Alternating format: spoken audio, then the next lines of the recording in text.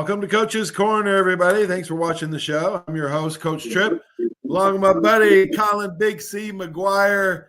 Collin Big C, what's up, brother? I'm good. How about you, big man? We try to be anyway. Man, I'm doing great, buddy. Here on Coach's Corner, we try to inspire and educate the mind to think, the heart to feel, and the body to act. Big C was at Alabama. Man, let's start from the beginning, Big C, so everybody gets to know you. You've done your radio show for many, many years. We're going to talk about that and your guests. But let's start from the beginning. You grew up in Greenville, Alabama. Yep. Talk about your mom, dad, and your siblings. I got a sister that's still living. My parents, unfortunately, are both gone. But if my daddy was still here come April the 14th, he'd be turning 104 years old. And my mama, if she was still around come October 13th, would be 100. So, but they lived to be a pretty good age, 88. My daddy was 82 and my mama was 88. Wow. And he was the state editor of the Montgomery Advertiser. So I think that sort of helped me get on up there at Alabama's old saying, it's not what you know, it's who you know. But anyway, he knew a lot of people. Who knows you? Oh, yeah. Well, now. Thank you. I appreciate that. I like that. Big C, let's give everybody a background, man. You grew up there. Okay, I went to, believe it or not, you know how tall I am. I'm not very tall, but believe it or not, I did play football in junior high and high school. Went to a place called Fort Dale Academy in Greenville, Alabama.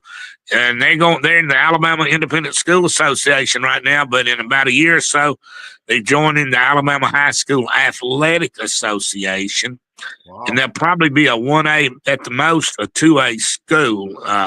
Because it's really a small school. Now, I think is it the student body from the 9th through the 12th grade, how they determine what classification you're in and all that? And it's be like I graduated from a class of 36 people.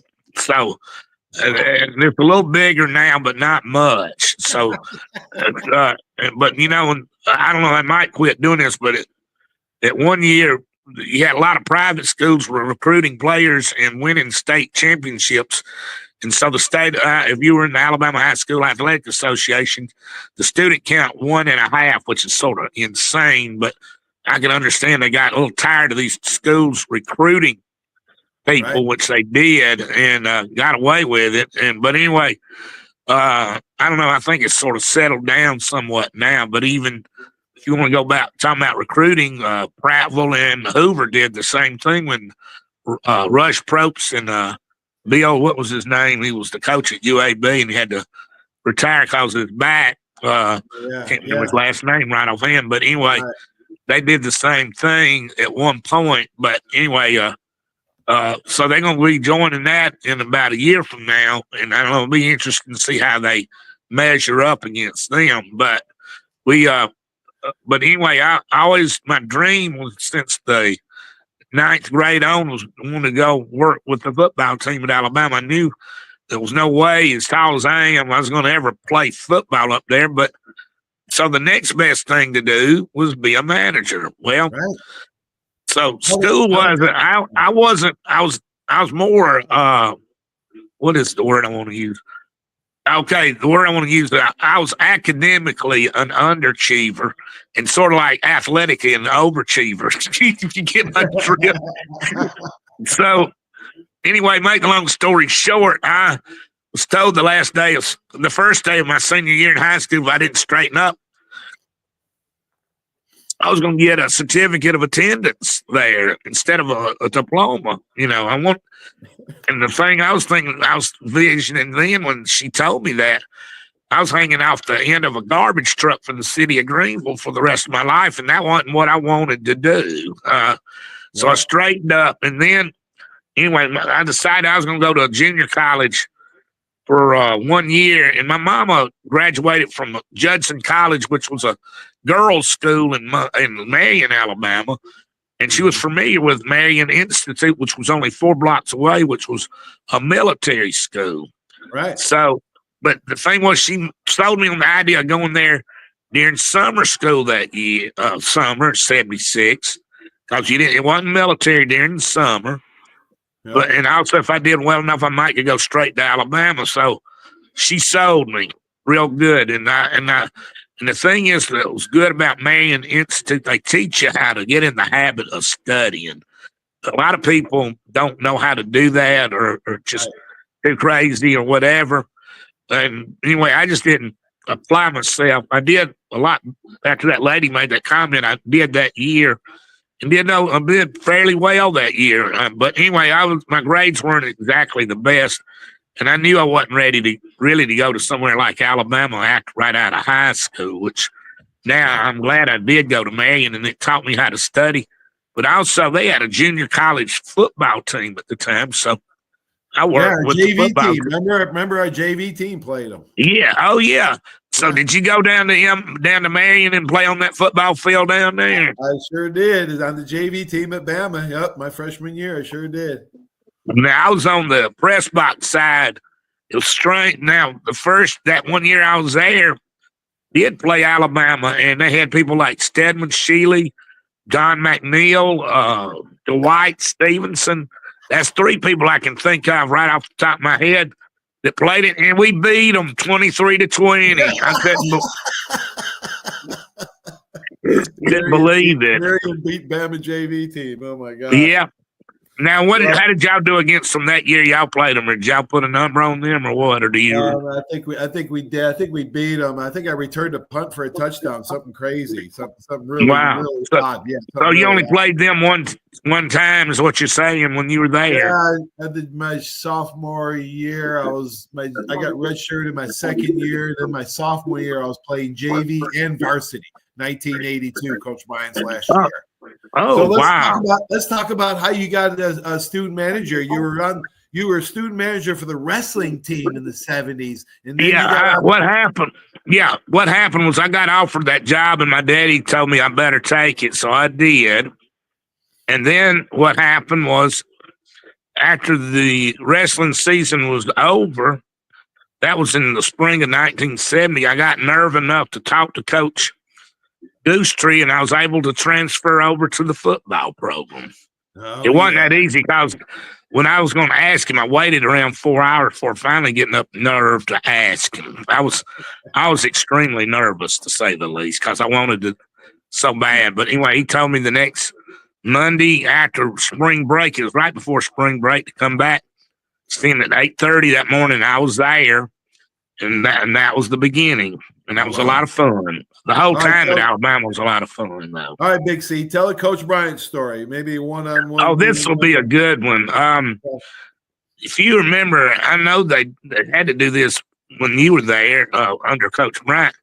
If you did not make the travels team on Friday, you had to scrimmage. Did you have to go through that? Oh, yes. Oh, yes. Okay. All right. This was the day before the Vanderbilt game in 1978 on a Friday. And they told me to go out there, on the field. And when the players come back in, to go back in. And when they help the manager in there, and when we got through doing that, you go back out. Okay, so this is a good Coach Bryant story, really an unbelievable one, what I'm about to tell you. But anyway, make the long story short, I go out there, and then the varsity comes out. So I go, and you remember they had that little tunnel underneath the street there to go in, go in there. And I go, and I'm motoring along, and all of a sudden, I don't know why I did this. I said, "Hey, Coach Bryant, how are you?" And the next thing I heard was, "How'd they look in practice?" And all of a sudden, I remember fear crept into me, because I had to tell him what I remember. I said, "Well, first time they got the ball, they fumbled. The next time they scored, and then I used this word, which you don't ever use in front of him.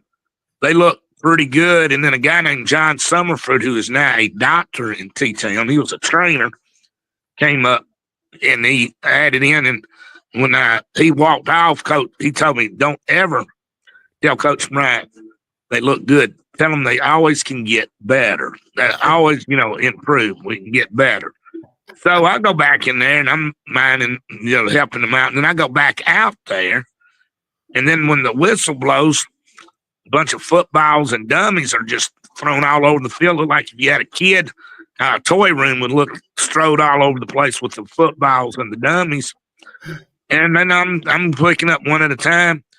The next thing I see is Coach Bryant coming up in his golf cart, and he offers me a ride. Guess what I did? I turned him down. I maybe this makes the story better, but it's true. I turned the big man, and then he went on to do that, and then I had to walk and get the cart. And I mean, I would have been a lot smarter just take him up on the ride. And then all I had to do was turn around, but no, I had to waste a little more time, which he never did. But anyway, that was a pretty good one there with him. Yeah, Coach Ryan didn't like wasted time at all, man. You were going. No, you better be there on time also.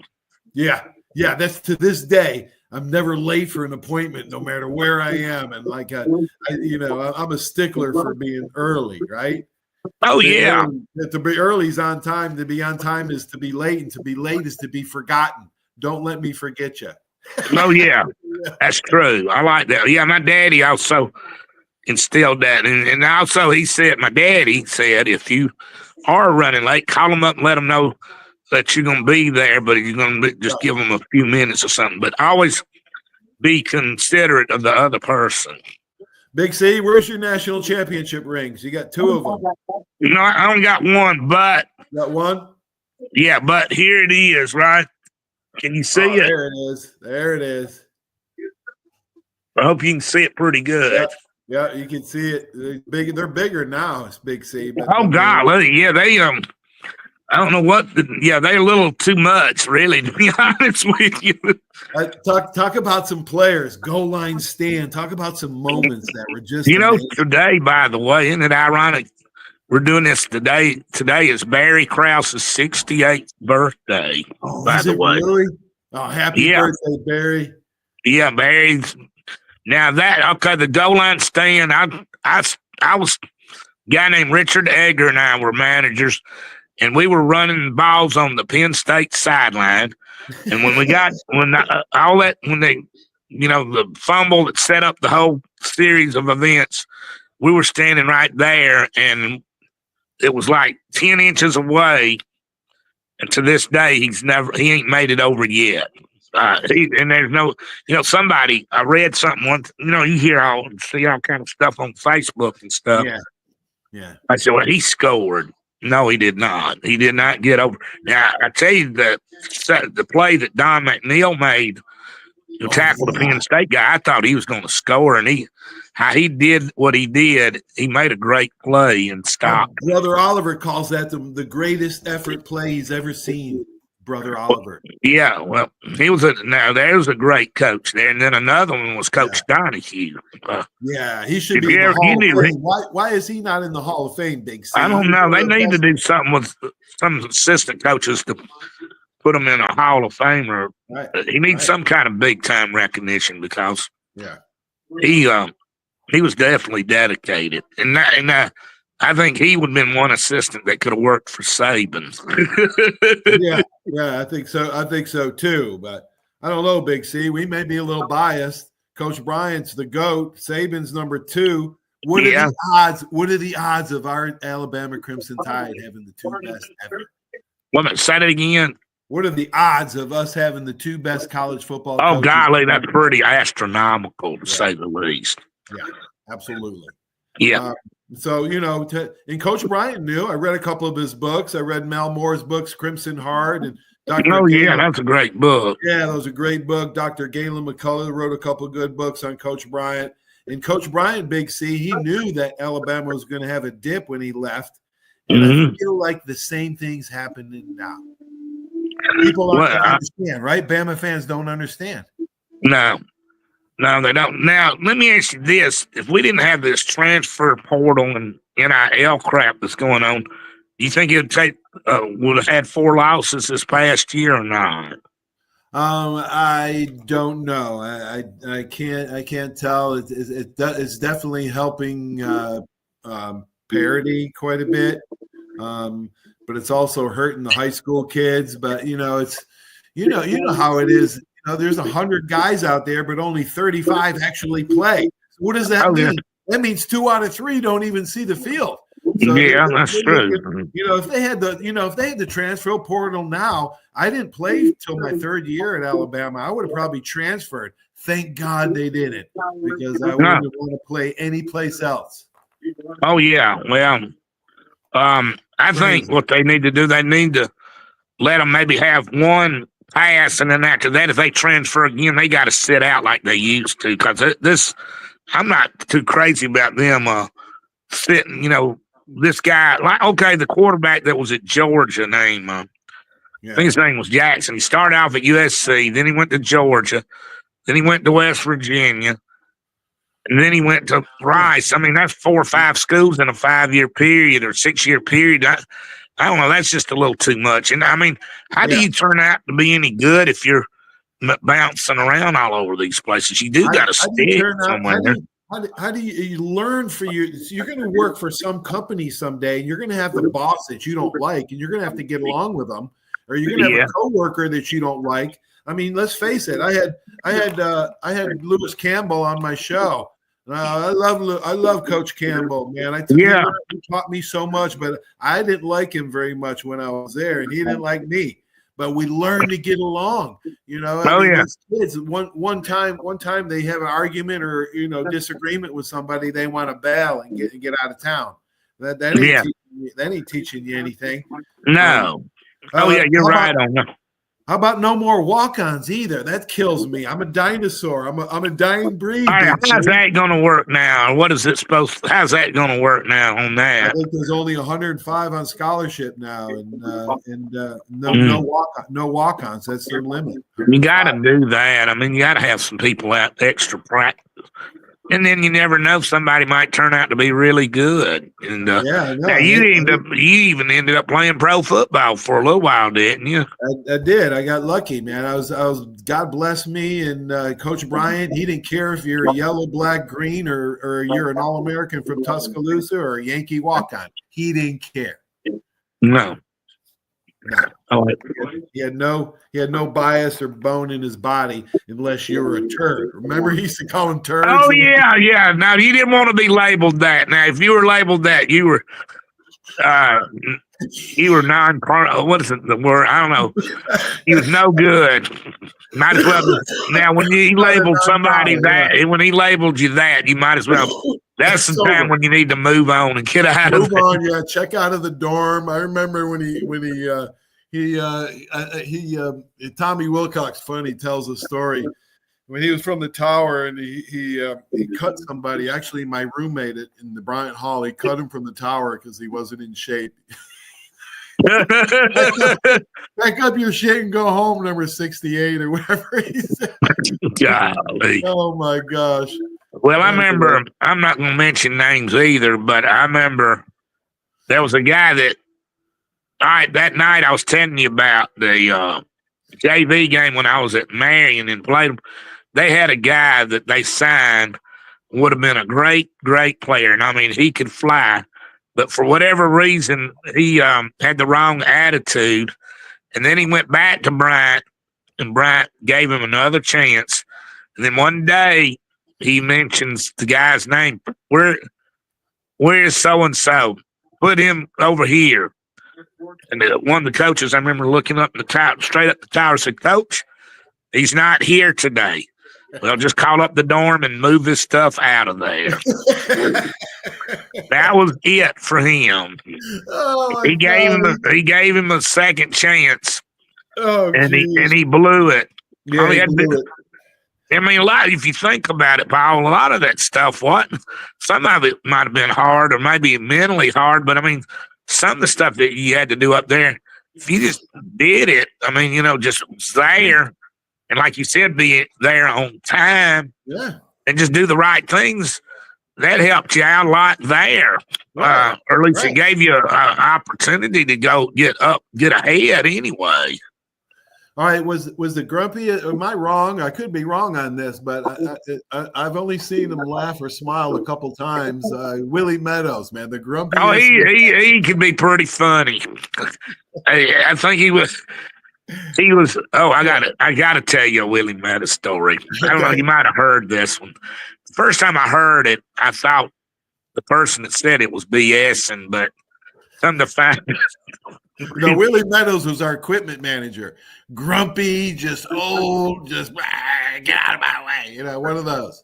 well, he could be pretty humorous. Yeah, he can. Behind the equipment room cage there, but now this is after he retired from the university, and he had a job at the Greyhound bus station down in Tuscaloosa as a clerk. And one day, some guy comes in there and flops down and then goes to sleep on a chair in there. And the day goes by, and he's still there. And the day goes by, and then finally, it was time to shut down the place or tell him to leave. And they try to wake him, and come to find out the guy's dead. And without a beat, Mr. Meta said, "Well, if you got to go Greyhound." Does that sound like something he would say? That sounds like something Willie would say, for sure. Oh, yeah. Everybody loved Coach Mr. Meadows. Oh, my God. Murray Legg, another guy that helped me as a walk-on DB at Alabama. Great guy. I had him on not too long ago. His birthday was the 22nd of February. Oh, was it? Yeah. How's he doing? I haven't talked to him. He's doing pretty good. He's doing well. Boy, I would love to get him on my show, man. Oh, yeah. We can get you that number, too. I got his number. Well, who else would be a good guest, Big C, on the show?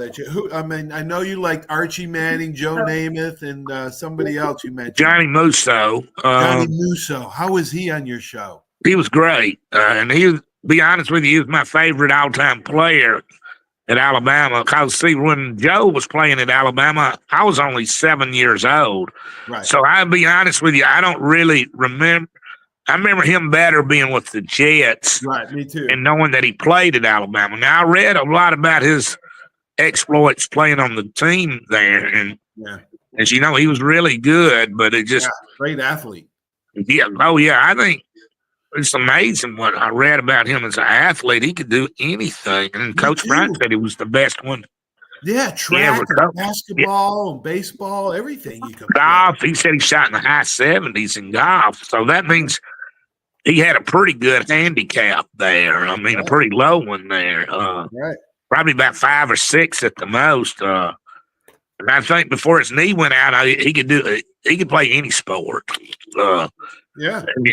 was good at even pool. He knew all the angles to make the shots and all that. Yeah, he had good hand-eye coordination, man. Oh, yeah. That's one thing I never got. But, yeah, I guess. Do you feel like people are born with that?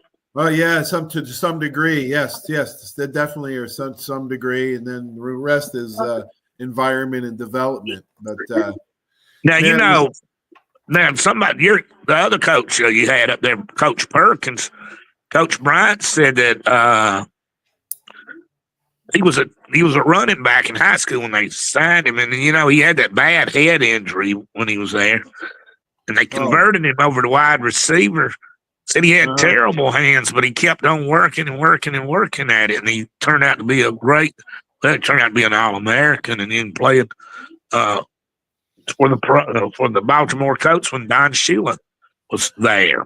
And Coach Bryant had a knack for getting all these athletes and they're actually, high school quarterbacks, and turning them into All-American defensive backs like Frank Cole and Tommy Wilcox and all those guys. Oh yeah. If you really look at it, see that year. Okay, Sprinkle, Wilcox, Benny Perrin. Yeah, God rest his soul, Benny. Yeah. At OCT. Let's see. I'm trying to think who. There was a bunch of guys that, even though he wasn't a quarterback, but Jeremiah Castile playing DB, and he was a running back in high school. He wasn't and he didn't weigh all that much. He weighed only 100. Now, I don't think you'd see too many 165-pound guys going to Alabama or anywhere in the SEC unless they got blazing speed. No, he also had a Cobra-like strike, Big C. Oh, yeah, he was like Rocky Colburn, 165 pounds. Coach Brian didn't care. He hit like a 200-pounder. Oh, yeah, he was bad. I wouldn't want to receive a hit from him because I remember they've had the Alabama North-South All-Star game in '79, and that was the first time I ever heard of him. He was delivering blows that night. Oh, yeah. Big time. Yeah. Coach Ryan liked the hard hitters, man. I don't know. Oh, yeah. And also, you had to do two. If you were running back in the wishbone, if you didn't block, you didn't play. And if you didn't tackle, you probably didn't play DB either. Nope, you're right. You didn't. You didn't unless you could tackle. I guess maybe that was the only thing I had. I got a question I want to ask you if I can. Okay, Big C. All right. Somebody like Deion Sanders said, I'm not paid to tackle, I'm paid to intercept passes. Don't you think that sort of sets a bad example for these young kids today? Because he's not a very good tackler. Yeah, that statement was false. What's that setting in? Deion being Deion. That's what Deion was. Yeah, you got to tackle. You got to be able to do everything, especially in the pros. You got to be able to tackle, but in college it's the same way. Yeah. Anyway, Big C, man, what a joy it is to have you on, brother. Well, I'm glad we were able to do it. I was afraid we were going to have to do it another day, but I'm glad we were able to do it today, and it did finally work out. Man, I got a lot of thank you for your patience too. What now? You got a lot of fans down here in Pensacola watch your radio show. How can they catch good. Your show? Thank you. Well, I like Pensacola. I need to come down that way. Yep. Good town. Good people there, and a lot of Alabama fans down that way. That's right, Big C. We'll walk the Mcguires from here. Oh, yeah. I've heard of that place. Never been there, but I heard of it. All right. We'll put it on your bucket list when you come to Pensacola. Thanks, all right. buddy. Thank you, Paul. You hang in there and appreciate you having me on here. It's been a lot of fun. Yeah, it's been a blast. Thanks, Big C. Thank you, sir. See you. Hang in there. Big C, dwarf, little person. What a heart. The heart as big as gold. Coach Ryan loves him. Oh, I wanted to ask him about big little Joe Henley, how little Joe got on. But, man, he's funny. He catches radio shows up there in Greenville. I think it's going to spread across the Southeast. Thanks for watching the show on this Saturday. Have a great sports weekend, everybody. Stay tuned for these important messages. Without them, this just wouldn't be possible. If you like the podcast, make sure you share it, like it, go on my YouTube channel and subscribe. It's free. Talk to y'all soon. So long. There's a reason why Hill Kelly in Pensacola is the #1 selling Chrysler Dodge Jeep Ram dealer between Jacksonville and New Orleans. While other dealers have taken advantage of a competitive market with higher prices, Hill Kelly has discounted prices to the lowest of the year. And Hill Kelly in Pensacola won't surprise you with excessive charges beyond the selling price. Come see why people from Milton, Pace, Foley, Bay Minette, Daphne, Gulf Shores, Mobile, and beyond are driving to Hill Kelly in Pensacola to buy their next new Chrysler, Dodge, Jeep, or Ram. At Hill Kelly, the bottom line price and your satisfaction are what really matter. So before you sign, check the bottom line and make the trip to Hill Kelly in Pensacola to see what true local ownership can do for you. At Hill Kelly Chrysler, Dodge, Jeep, Ram, Highway 29 in Car City, Pensacola. Or shop online 24/7 at hillkellydodge.com. When it comes to bottom line pricing, nobody beats a Hill Kelly deal. Nobody. That's you trying to fix the plumbing yourself to save a few bucks. Doing things yourself doesn't always end well. The same goes for insurance. That's why Auto Owners works with local independent agents who tailor coverage to meet your needs and offer discounts for life, home, car, and business insurance. Because sometimes you need a professional to get the job done right. That's simple human sense. Hey, Pensacola, are you ready for the madness? Join us at Bubba's 33 all during the NCAA tournament for some great fun. There will be busted bracket giveaways, basketball bingo, food and drink specials, and a whole lot more. Catch all of the games on one of our 54 TVs or create your own team watch party. Bubba's 33 at the corner of Davis and Creighton, the home of March Madness. Are you riding around in a filthy vehicle? Dirty car no more. Visit Ronnie's Car Wash today to get it shining in no time. They have 3 convenient locations with another coming soon. The unlimited monthly wash packages start as low as $14.95 per month with free vacuums, multi-purpose spray and towels. Visit them in Gulf Breeze, Navarre, Fort Walton, and soon Crestview. Don't wait, wash today. Be sure to see Ronnie's Car Wash on Facebook to see the latest specials and discounts. You'll be riding and shining in no time. 75 years of service in high-tech today. It's Pensacola Glass Company at 433-8348. High-tech is a term often applied to advanced services and products in today's marketplace. And today, glass is much more than a simple pane of brittle, see-through stuff we hit baseballs through when we were kids. Glass is now a product with unique flexibility in both performance and application. And Pensacola Glass Company is growing right along.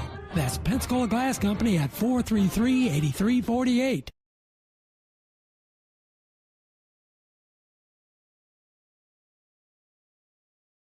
Are you riding around in a filthy vehicle? Dirty car no more. Visit Ronnie's Car Wash today to get it shining in no time. They have 3 convenient locations with another coming soon. The unlimited monthly wash packages start as low as $14.95 per month with free vacuums, multi-purpose spray and towels. Visit them in Gulf Breeze, Navarre, Fort Walton, and soon Crestview. Don't wait, wash today. Be sure to see Ronnie's Car Wash on Facebook to see the latest specials and discounts. You'll be riding and shining in no time.